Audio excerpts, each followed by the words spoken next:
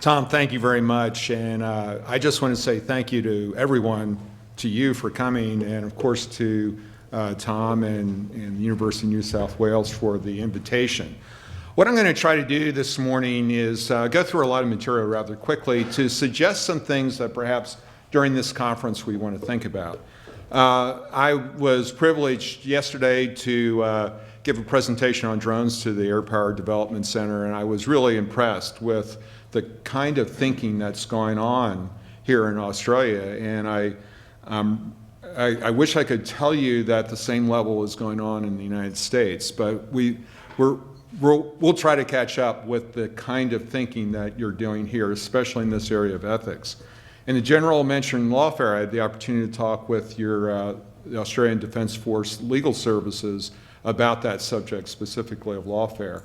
And I must say it's great to be here to interface with forces that I've deployed with.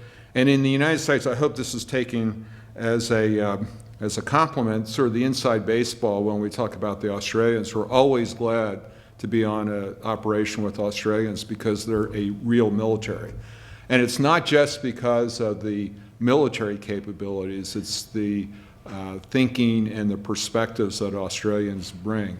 Australians have a unique ability to know Americans, yet we have special respect for them because they will tell us what we need to hear versus maybe what we want to hear. And it can often be quite direct. In any event, it's nice to be able to speak in English because A, that's the only language I speak, but B, you seem to have a form of it here. And as I was telling the folks at the Air Power Development Center, one of the great things about being in the military is that you really do travel. One of the places I've traveled to is South Africa. And they have a very sophisticated Air Force down there. But I tried to be a good guest because South Africa, like Australia, has some great wines, and they took me out to dinner, and I was sampling the wines. But they have 12 official languages there, and only one's English. And I picked up this bottle, and I looked at it, and it's entirely in Afrikaans. I poured a glass, took a little sip, and to be perfectly candid with you, it was terrible. But all the South Africans were looking at me, and I sort of smiled, and I said, well, it's interesting. See, Tom, ethics, integrity. It was interesting in a horrible, terrible way. But I was drinking this stuff, and about 5 minutes later, one of the wives, South African officer, she leans over to me and she says, sir, you do know you're drinking the salad dressing, right? I said, of course I do. We Americans do that all the time. And they just kind of figured, well, I guess they do. Anyway, I am speaking for myself, not the U.S. government or even Duke Law School. I'm going to try not to say anything that people would be too embarrassed about, but I am going to try to give you a little different perspective.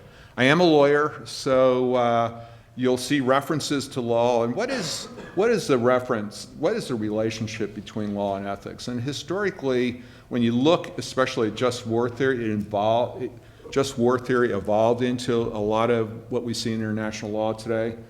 But is compliance with the law enough? A young lieutenant, naval lieutenant, wrote an article where I think he summed it up very adequately. It represents society's minimal level. And if you're going to be a successful warfighter in the 21st century, I would argue that you have to go beyond merely what the law requires.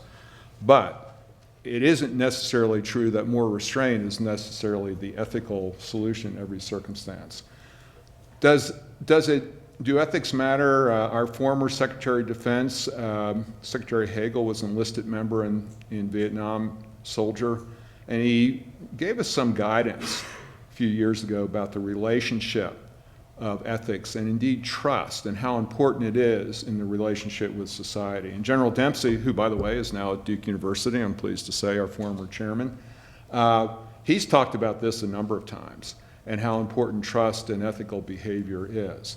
But is it actually important? A lot of times we hear people talk about it because it seems to be a foot stomp and a square filler, but it really is, I think, important. I found this from an Australian scholar who talked about the civil-military relations, how important ethics and trust is.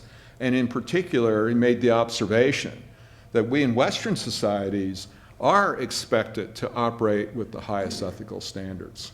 Are ethics important to sustaining an all-volunteer military? I would suggest to you that it very much is that way, especially in the United States.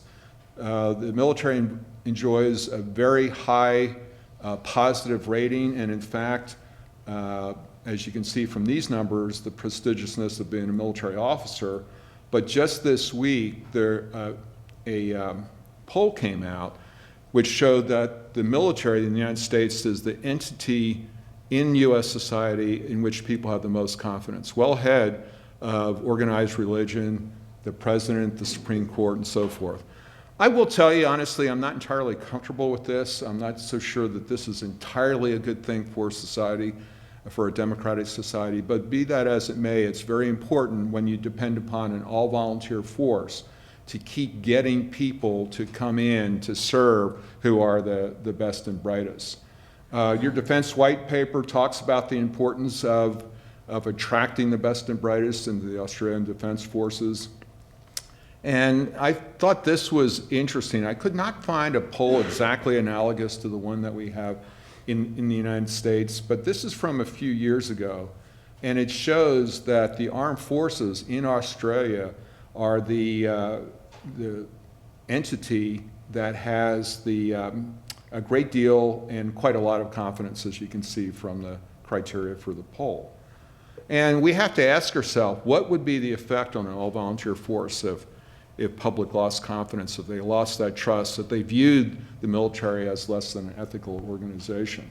So what I'm suggesting to you is that it does matter in a pragmatic sense, more than just a philosophical sense. But let's ask ourselves, does it matter for warfighting?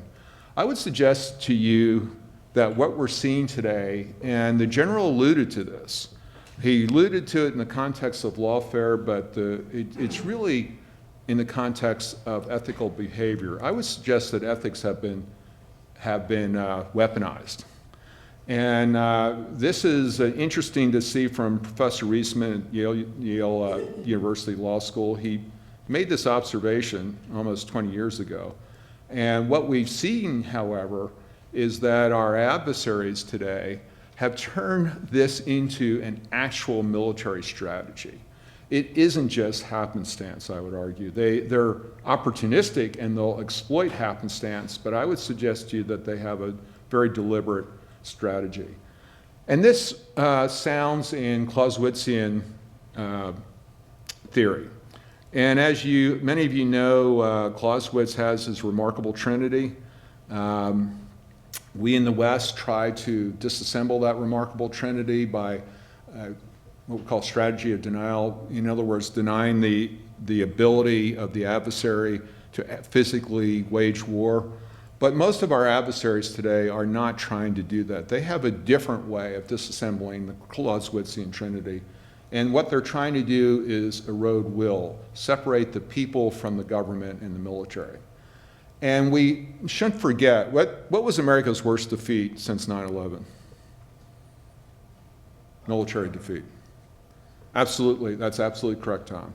And what I found is fascinating about this is that the warfighters talked about it in traditional operational terms. They called it a defeat because it was a defeat. It had the same effect as a more traditional military defeat, even though no soldiers were killed, no bullets flew. And General Petraeus afterwards, and this is still true today, I would suggest to you, that Abu Ghraib and other sorts of things continue to be part of the enemy's repertoire to beat us over the head with and to gain that Clausewitzian advantage that I would suggest their strategy is aimed at. ISIS has picked up on this as well. I think that it's very significant that this report comes out of Syria where a Syrian talks about what ISIS's strategy is to use human shields. They want to create these incidents because they want to represent us as unethical and improper in our application of force. And we're seeing this more and more. recently, especially with the use of human shields. I think that in the U.S., this is something we have to talk about more than maybe here. I think you're better oriented here than we are in the U.S. about the impact on coalition operations. Because in the U.S., for example, with drone operations very popular in the United States. In fact, the polls show that as your educational level rises, your support of drones goes up very dramatically, up close to 78%, 77-78%. But so American people are not as attuned, I don't think, to the importance of the perception of right behavior. But it is very much true with our coalition partners. Now, the new legal advisor to the U.S. Secretary of State, Brian Egan, gave a pretty important speech on the 1st of April where he talks about how important this perception is. He's trying to educate the American public to exactly what Dr. Rebecca Grant talked about in the previous slide. That is, the perception, as well as the fact, of course, of proper conduct is to the ability of the United States, and I suggest their coalition partners, to succeed. This is something we don't talk about as much. How important is it to the troops? I would invite your attention to this book by Richard Overy, the renowned historian, where he talks about what happened to the Wehrmacht. I'm not talking so much about the SS. I'm talking about the Wehrmacht, the regular German military on the Eastern Front. They were basically given orders that reversed their understanding of international law. It was basically that they could do anything they wanted on the Eastern Front because the nature of the adversary was such that anything, it was consequentialist. Would that be right, Tom? The end justified the means. And what we saw was the barbarization of warfare. And this had an actual operational effect, which surprised me. It may not surprise the scholars here. But the German army ended up court-martialing and executing 15,000 of their own troops just to keep them fighting on the Eastern Front. And it's because there's only, once you take people and tell them there are no rules, there are no rules. And they, to include obeying orders and everything else. It's the corruptive impact on forced discipline that unethical behavior can have. So we're not just talking about some abstract thing that's nice to do and we want to do because we're good people, but there's an actual operational effect that can be perceived. And it still matters. This is from 2003. There were 27 Israeli pilots who refused to fly missions in Gaza because they thought it was immoral and illegal to do so. A little bit less known is that 18 of those pilots were actually retired, but in the Israeli military, you don't really retire. You're always subject to recall, sort of like it is in the US. But it did matter. And here's something else I'd invite your attention to. Do ethics matter for deterrence? When I was in our nuclear command, we did a legal review of something called the Single Integrated Operations Plan, which is the nuclear war plan, for compliance with the law of war.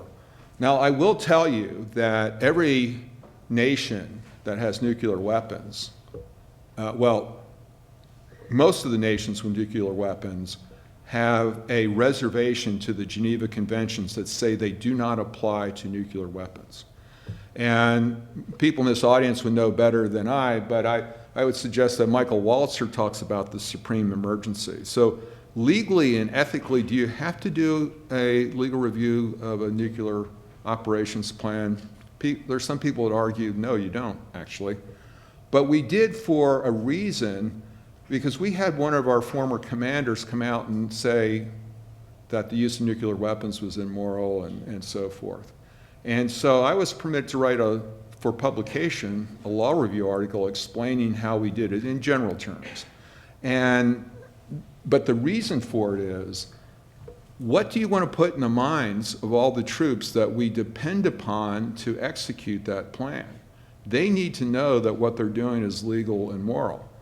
Because we have to think about, suppose if an adversary thinks that we're so wrapped up and uncertain, that might seem to them to be an opportunity. Can you enable warfighting?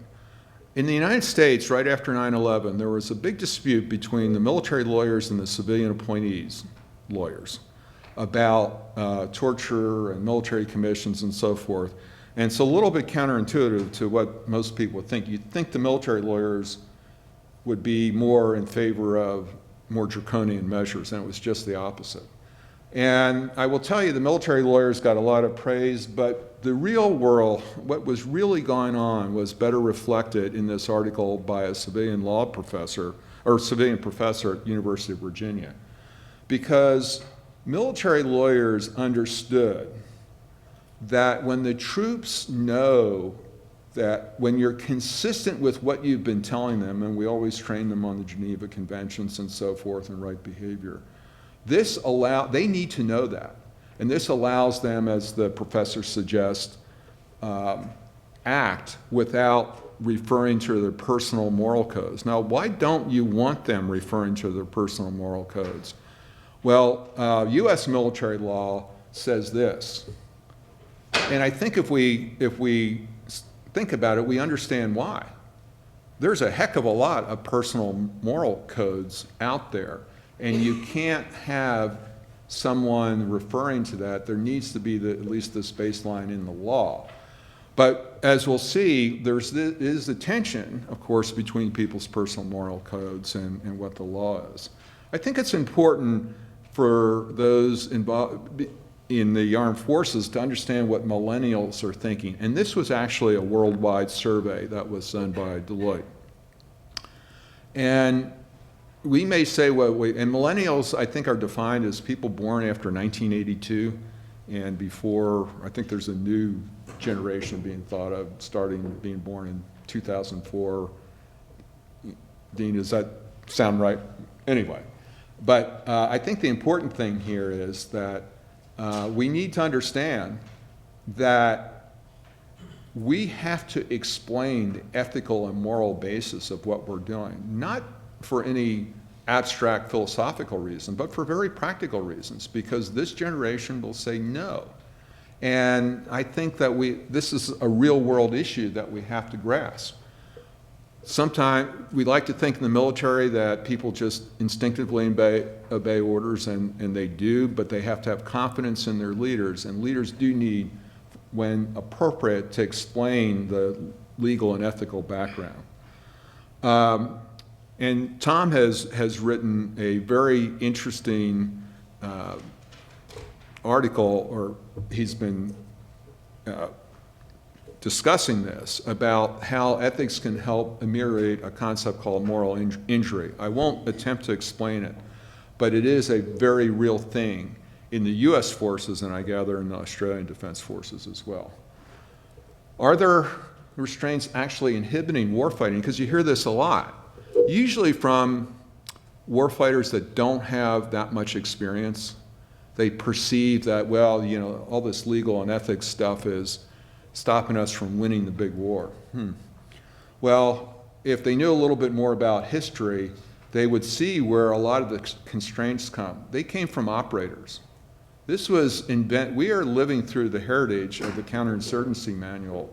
As much as I like General Petraeus, and there's a lot of good stuff in here, it was interpreted in a way that I would suggest now is not always productive. Because, for example, and I was in the Air Force, air power is only discussed in 3 or 4 pages in a 400-page document.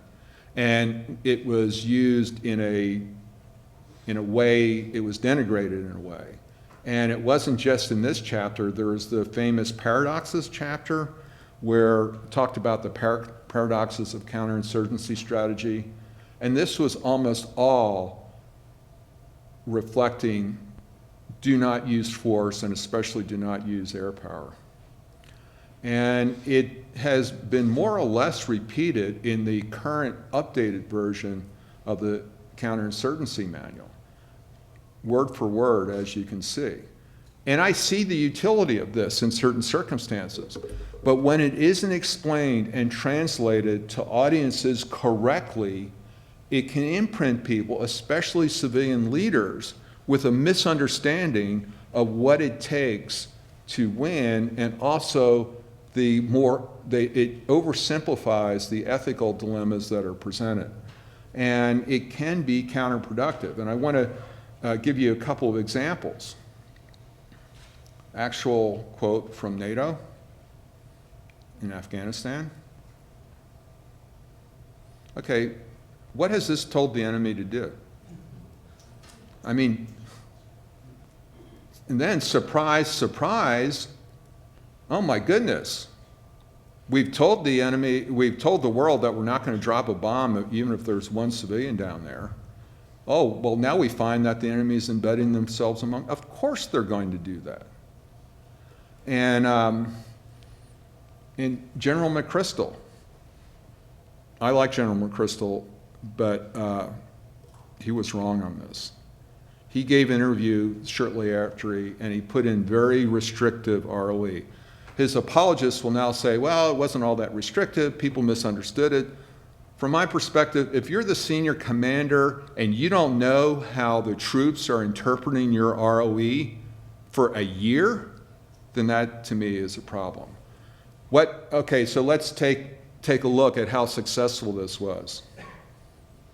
Yeah, he limited the number of civilians that were killed by NATO airstrikes. But the civilian killed went up by 31%, including a 55% increase in the number of children killed.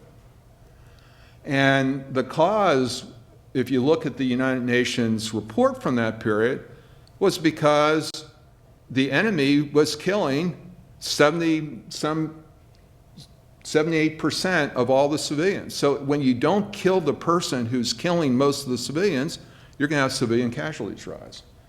And paradoxically, we think, oh, well, if civilian casualties are caused, then the people will lose.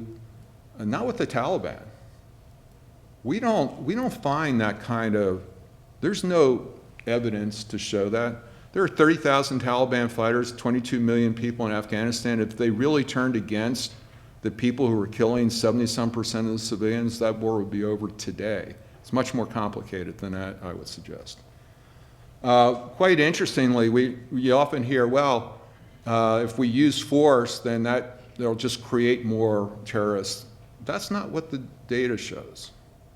That's not what the data shows, at least with respect to drone strikes in Pakistan. But the point here is, the restraints that a lot of warfighters complain about today don't come from the lawyers or the ethicists. It comes from strategic judgments of operators. So that's where people ought to focus their complaint, not on ethics or law or whatever. General Lowe, who is commander of Air Combat Command, wrote a really surprising op-ed not too long ago, where he talked about the war against ISIS as being unjustified. I'll tell you, that got my attention when I saw it. He sent it to me, and I almost fell out. I just read the title, and then I read the thing. I saw what he was talking about. What he said is that when you have really restrictive rules of engagement, it raises a just war issue in that, one of the elements of just war is you have to be able to win. And his argument is that you can't win with those rules of engagement.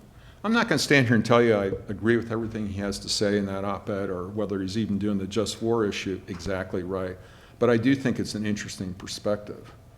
And here's another aspect when we think about the use of force.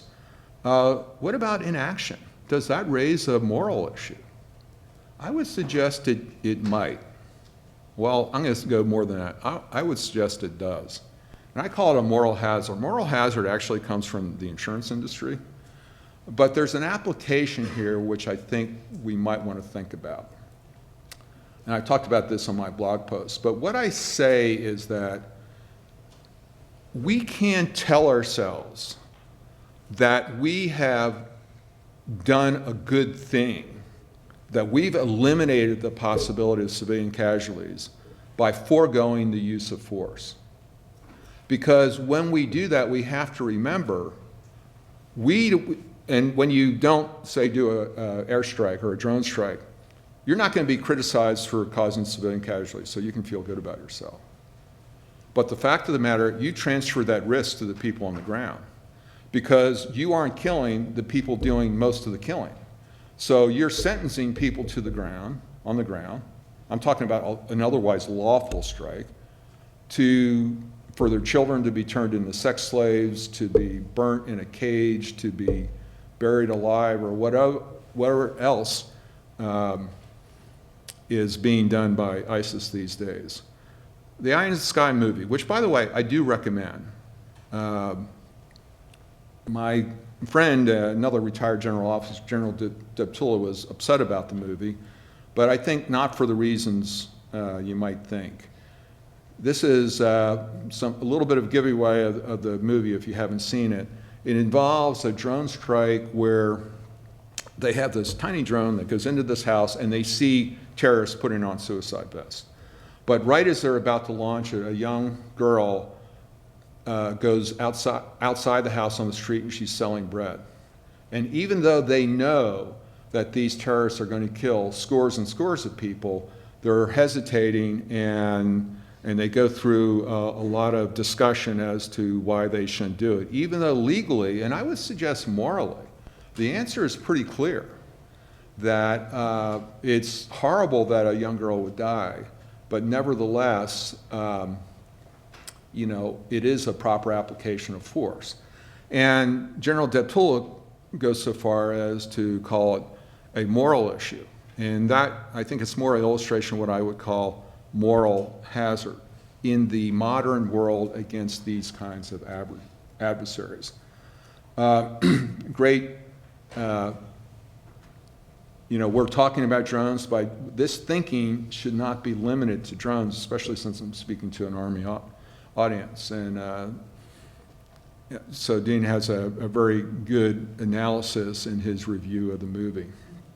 Again, when we start looking at these policies, it's strategic judgments of warfighters. And think about this famous incident. Is anybody familiar with Lone Survivor? This is the story of Special Forces guys. It was made into a movie. It was a true story based on a book by Marcus Luttrell, who were dropped in Afghanistan, and they ended up being discovered by some sheep or goat herders. And so the issue then became, what should we do with these people? Because if we let them go, they're going to, tell the enemy we're here. Well, as it happened, they argued, should we kill these guys or should we let them go? And Luttrell said that he cast the deciding vote. And what happened was they were discovered.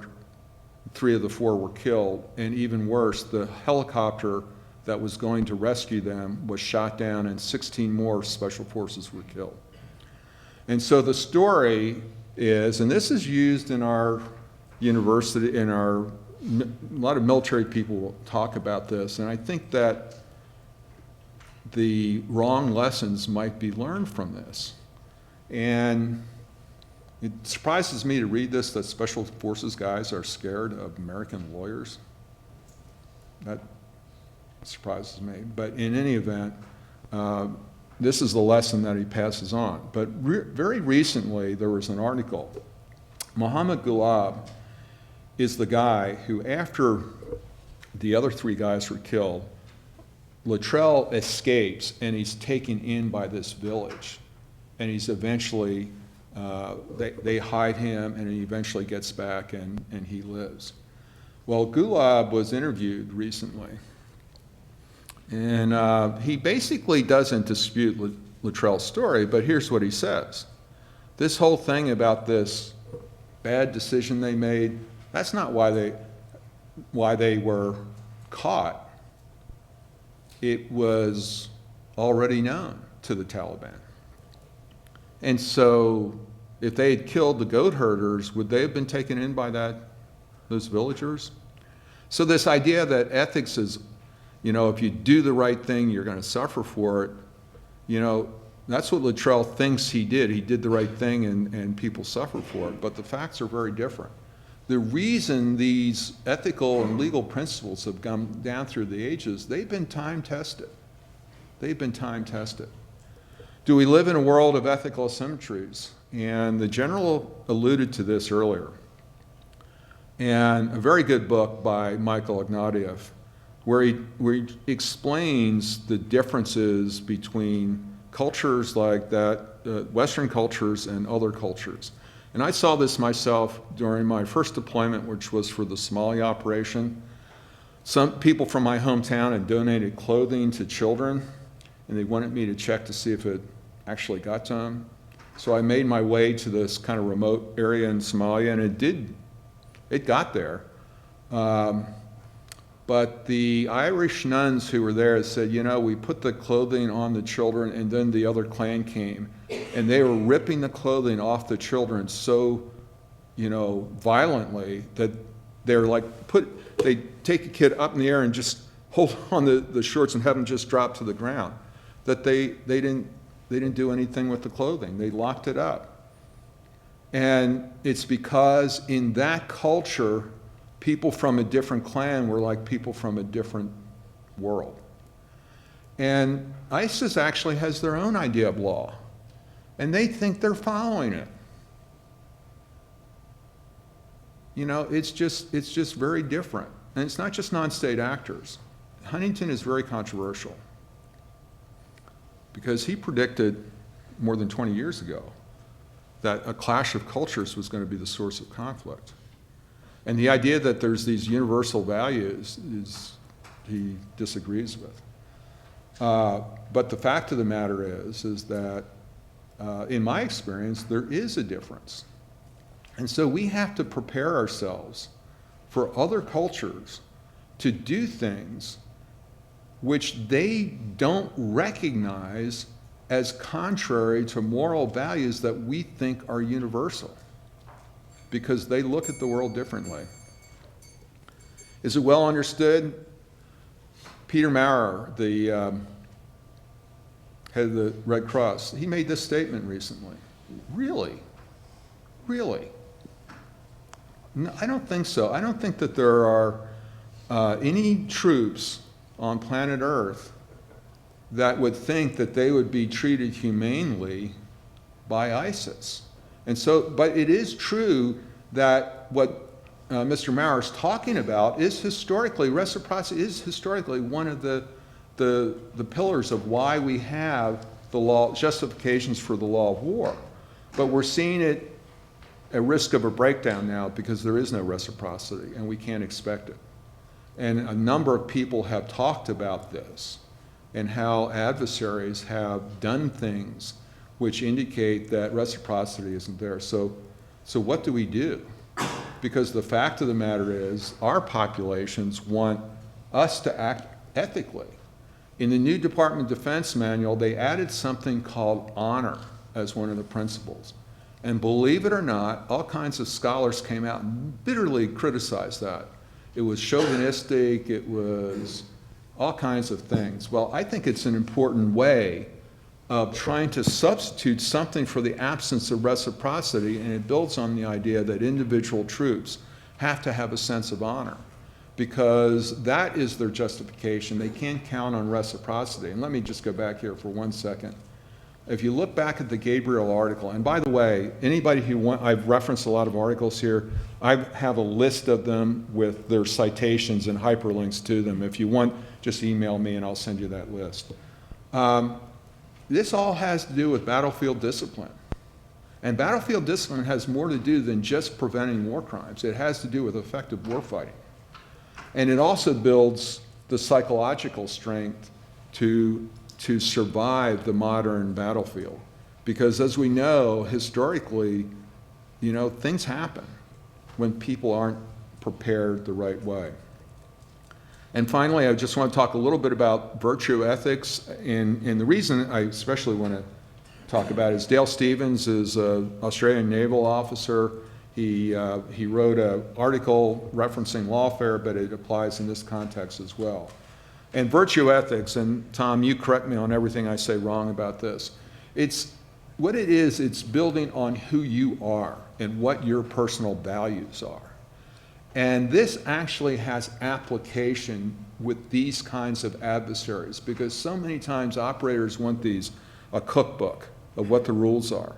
No, you got to inculcate that into yourself and your troops, because that gives you the ability to make the right decisions in all the factual gray areas that we face on a day-to-day basis. And in the end, just from a pragmatic point of view, you're going to see it'll produce more moral and operationally effective. And finally, just one thing I want to emphasize. We talk a lot about physical courage, but there's moral courage. Hugh Thompson was the chief warrant officer who put an end to the My Lai massacre. And he testified against the My Lai massacre during the Vietnam War. He testified against those participating. He was ostracized from the Army until shortly before his death. But we see that, and Major Thomas was, of course, the defense counsel in Breaker Moran. And when you study what they did things against the grain, against what was accepted because of their ethical values. And I think it's interesting that Sir Max Hastings talks about physical courage, and there's a lot of studies on this, because a lot of times we train people into muscle memory, then they do what seems to be a courageous thing when they're actually responding to their training, which is good. I also find it interesting, he says that moral courage is more common among women than men. I wish he had talked about that more. But in any event, I hope I've thrown out some things for you to think about during this extremely important conference. And I'd like to open up time for some questions, or have I hit the other bell yet? Thank you. If you would like to ask a question, if you'd raise your hand, a microphone will come to you, and if you could just say your name, which will help us for the tape.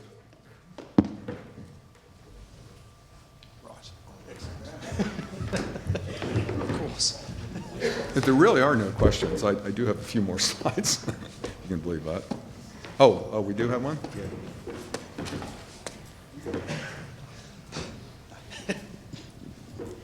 I just want to say thank you. It was a great presentation. Oh, thank you. And as I was listening, Anne Goyne from the Centre for Defence Leadership and Ethics.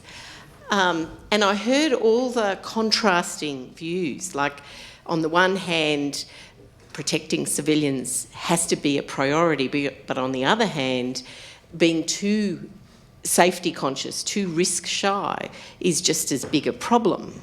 So in a war as clearly vague as the one we are now waging against ISIS, what do you see now as the coalition's mission? Like, what is the best endgame that we can realistically expect against this type of adversary? Because it seems to me that is the area of greatest grey for the troops who have to go and fight this war, whether they're here doing it by cyber or whether they're there. You know, what do you see as the mission endgame? Well, I really do. I'm not a politician, and I really do think the politicians have to tell us what they want the end state to be. We're told the end state, or this is the executive summary of the end state that I hear, is that we want to give the indigenous population the opportunity to make their own decisions and to live in peace. Part of the challenges of that is there's something called the myth of popular innocence. Have you ever heard of that?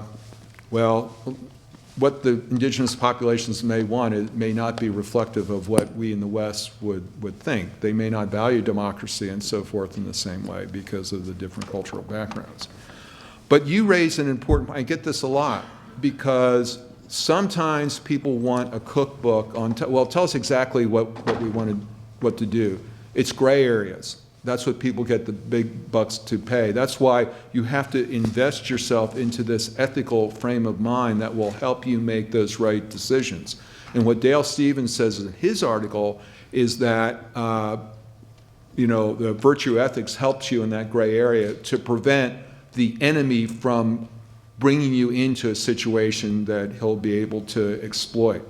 But I do think that what we need to do is to, as I say, inculcate those values. And, you know, we also have to tell people what the price is. In other words, we have to tell people, if we are going to send our sons and daughters in harm's way, we're going to do what we need to do, A, to protect them, but also help them succeed with the mission. We're not going to let them bleed out with restrictive rules of engagement, for example, that aren't accomplishing that mission and actually are putting in jeopardy the very people that we're trying to help. Now, I want to say this. People can disagree with me on that.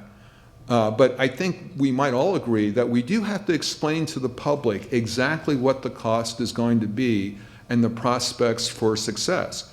It may be enough for our societies to say, we just want to prevent something happening in Sydney or New York City or something like that. And it may be that that calls for a different kind of military action.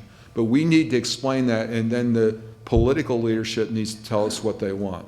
But we can't let them think that you can have, for example, a half-hearted effort that embraces this moral hazard and have the success that they think it will be accomplished. Now, one of the things that I will say in the United States, part of the problem with our legislatures is we have very few who have military experience. I don't see that as a problem. And frankly, a lot of the guys who had conscript level service who became legislators, they started thinking they were military experts because they flipped burgers in the mess hall. But we used to have a larger group of legislators who invested themselves in really understanding the issues and the problems and so forth. And we have much fewer of them, and they depend too much on a 25 or 26-year-old assistant who's their military expert, who might be a great young person, but there's a certain amount of time and savvy and education that needs to. This is just my view of the world. Last question, a short one if we can. Good morning, sir. Gavin Cooper from Army Headquarters. Following on your comments about lawfare, I'm interested in, you've spoken quite a bit about civilian casualties.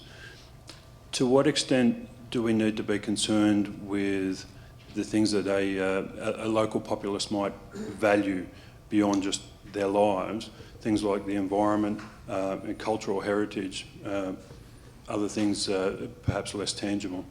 Yeah, I think that is one of the things that we have to get better information about, because often, especially Americans, as you may know, we think everybody thinks like we do, and they don't. And so we have to get better information as to what they value. There's another movie out. It's called, it's about the woman who goes to Afghanistan to be a reporter. Yeah, Whiskey Tango Foxtrot. There's a lot of truth in that movie. And there's an example in there where the Americans go and they keep building this well in this village because they think this will, and the idea was, hey, the women won't have to go down to the river and they'll, it'll make life better for them. And the well keeps getting blown up. Finally, they find out from the woman reporter who actually bothers to talk to the women are blowing up the well. Because it's walking down to the river together is their opportunity to socialize with each other without the men telling them what to do. Who would have thought? I would have never thought of that, but it's an example how we have to understand other cultures and how that is so important and respect their views. And we can be more effective, because if somebody, I would have never thought of that personally. And I think that's just one good example. A lot to be learned from movies, I guess.